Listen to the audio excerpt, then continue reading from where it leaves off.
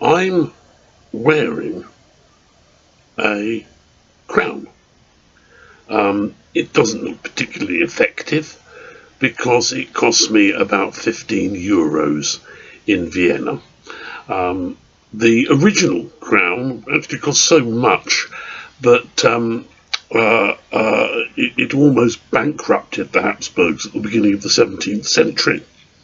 It's known as the crown of Rudolph II, and it was originally a house crown, which sounds rather like sort of house coat, something you wear when you're fussing around doing the vacuuming or something. It's a dynastic crown, but it becomes the crown of the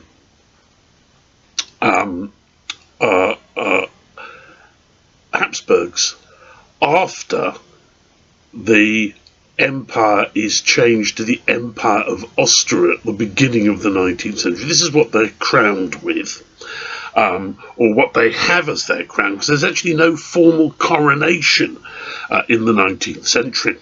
But this is the crown that they're normally depicted wearing, or more usually have sitting on a table beside them when a portrait is painted. And I'm wearing it to remind us, really, of the problem of crowns.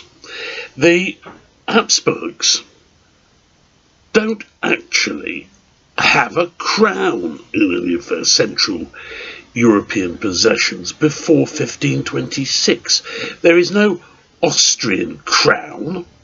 There is no crown of Carinthia or crown of Styria. They don't have a crown.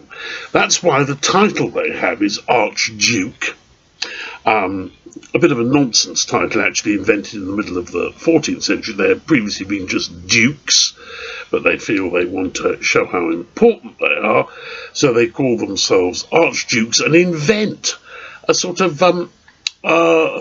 frilly hat that doubles up as a crown. It's sometimes called a coronet, but it's a sort of circlet with sort of like the top of this coming through, a sort of felt hat underneath that comes through, pokes through. They have a crown, obviously, in the sense that they've got the crown of the Holy Roman Empire, but that's different from their territorial possessions. And the crown that they get in 1526 is the crown of Bohemia and the crown of Hungary. Only then, in 1526, do the Central European Habsburgs become kings. Until that time, there had been archdukes and, if they're lucky, emperors of the Holy Roman Empire. And that brings us back to where we left off last time. Where we left off last time was that Louis II had been sorry, I'm getting annoying things from Microsoft. Louis II has been killed on the battlefield. He has no heir, and the immediate consequence of this is a crisis, a political crisis over what should happen vis-à-vis a replacement. Now, what basis is the crown of Hungary allocated to people? I went through this. In some cases, where you've got a son, then the son takes over. But there's a tradition of election as well. And Hungary now passes into chaos. The Turks actually withdraw. They leave Buda in September. They take the capital, sort of ransack it, have a nice time, visit the shops, occupy the palace, squat in the palace, and then in September they think, oh, Suleiman says it's time to go back, so he goes back to Istanbul, to Constantinople, leaving complete chaos. In their haste to defend themselves against, to protect their records of state, the surviving members of the court have loaded into 2 barges the entirety of, which is always called the medieval archive. It's more than that. It's their basic documents, the documents that keep the realm functioning. They put them on 2 barges, take them up the Danube, the barges sink. So that's why we don't have much in the way of records from the medieval Hungarian kingdom. Mary, the Queen, tries to save bits of the library. She goes there and starts pulling at the books and realises they're chained.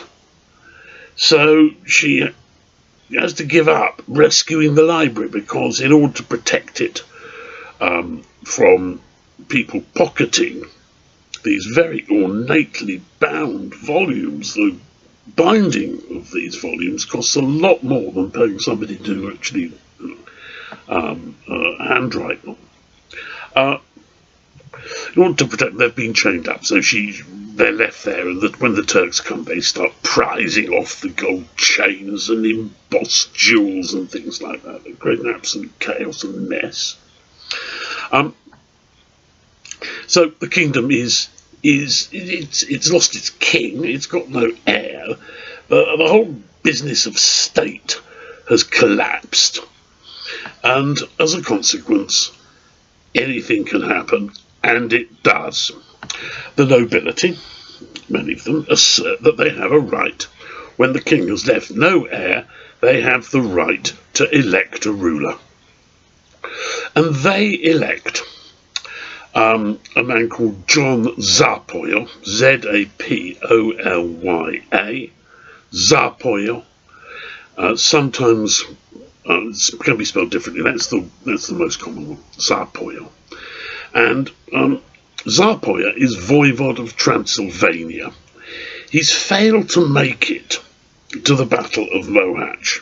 Whether he reckons that if there's a defeat, then he'll be able to use his army to grab the kingdom is something that is contested by historians. He's probably using his army to defend Transylvania, because that's where he's also got most of his own private lands, there and up in Slovakia. He marches on Buda, and the nobility meet and proclaim him king, and he is then crowned in the coronation city of Székesfehérvár by the Bishop of Nitra, I think it is, because the person who's supposed to do the crowning, the Archbishop of Esztergom, was killed at the Battle of Mohacs.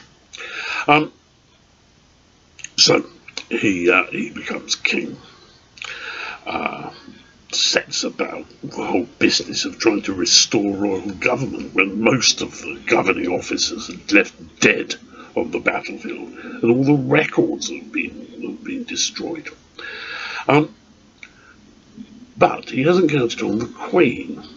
The Queen is Mary. We've encountered her before. She's a Protestant. She keeps it quiet because she's a Habsburg, and the Habsburgs have to be reasonably seem to be reasonably conspicuously faithful on the surface, at least, to the Catholic Church. We've encountered her as a Protestant. She likes dancing. She's overweight. Drinks a lot. Quite a girl, really. She's only in her early 20s. And it may even be less than that, actually. She thinks this is a bit of a mess. And she goes off to her brother. And her brother is Archduke Ferdinand. And Ferdinand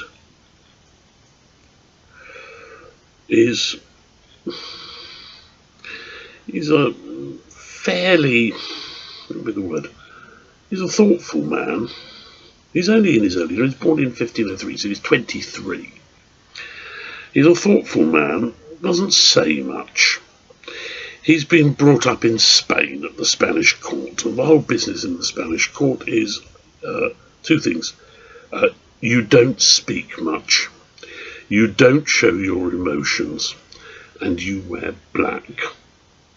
And if you go on to Wikipedia, Ferdinand I, you'll see a lovely picture of him he's been in his 30s by that point, maybe a bit later. There he is, dressed in black, with spindly limbs. He looks like a spider. He's about, he gives about as much away as a spider, if you ever tried to have a conversation with one.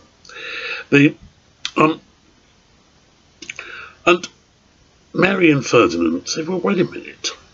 I'm married to the sister of the dead king, and you, Mary, you were married to the king. Haven't we got the best rights? And so Ferdinand declares himself to be the rightful king, and he marches into Hungary, and he's elected by the nobility, and he's crowned in the coronation city with the same crown and by the same bishop. This happens within just a few months. So Hungary is left with two kings, both of them properly elected, both of them properly crowned and in the coronation city. And Hungary will be split for almost 200 years between the Western Kingdom. It's not really sort of Western and Northern, it's like a crescent around Hungary. Sometimes called the Western Kingdom or Royal Hungary, which is implying that Zápolya isn't royal at all, so it's a bit misleading. And Eastern Hungary, which is under, at least to begin with, Zápolya, and then eventually his son. In 1540, his son takes over, his son's a baby. Not to mention the fact that from 1541, the Turks are in occupation of central Hungary. Because in all this fighting, they're a little bit concerned that the Habsburgs are going to take over Hungary, and that will be a launching pad for them to make war in the Balkans. They're right, they will do that. But, give us a century and a half. So in other words, we have a three-cornered fight developing in Hungary between Habsburgs, between Zápolya and his heir, and the Turks. And this is fruitful territory for religious discord and religious ideas to start prospering. And we're not just talking about Lutheranism. Oh, no. We're talking about other varieties of religion that will start making themselves felt in Hungary. We're talking about Calvinism, which I've mentioned before, a total scheme of faith, the first ever to be worked out, and other varieties of religion, including anti-Trinitarianism or Arianism, which believes that, sometimes called Unitarianism, which believes that there is no such thing as the Trinity, that Christ was born a man and only became divine later on, and this religion persists in parts of Transylvania to this day, and also exists on a much lesser scale throughout Western Europe. You probably haven't come across it. Unitarians aren't particularly commonplace these days.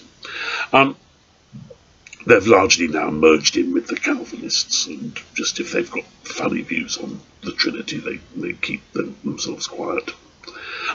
The result of all this, out of the Battle of Mohacs, is a divided Hungary. But it means that the Habsburgs have a crown. They have the crown of Hungary and they have the crown of Bohemia. And Ferdinand, who starts off as an archduke, starts off really in his brother's shadow. Ferdinand is now King of Hungary and King of Bohemia. He's come a long way. I'll finish there.